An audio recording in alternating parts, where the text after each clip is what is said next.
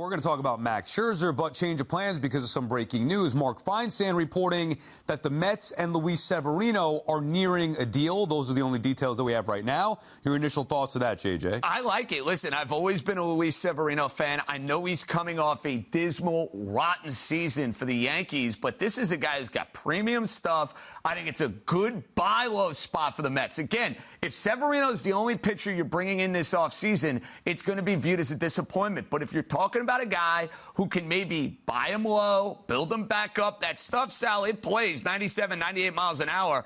I think he gives you 140 real quality innings. If you're counting on 200 innings from Severino, you're going to be bitterly disappointed. I think he helps the Mets. Oh, I'm disappointed in this. I mean, I understand you need a guy who's going to eat some innings, right? And you need a guy to be in the back of your rotation. You need a depth guy.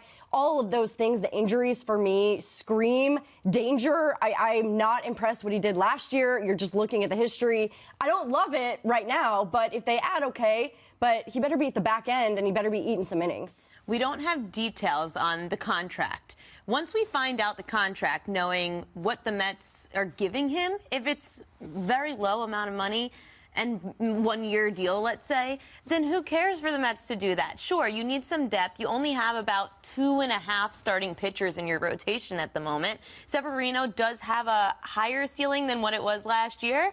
I don't mind it for depth reasons. Yeah, I mean, look, there is upside there.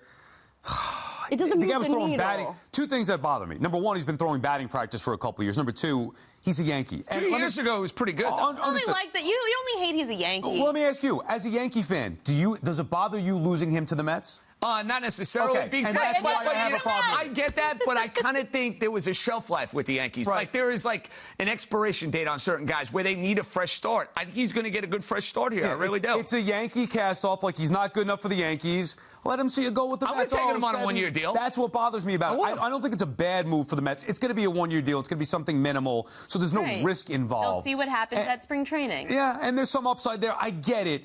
This is not the move that Met fans want to hear about, though. Now, if you tell me Yamamoto and then Severino and whatever else goes out the rotation, that's fine.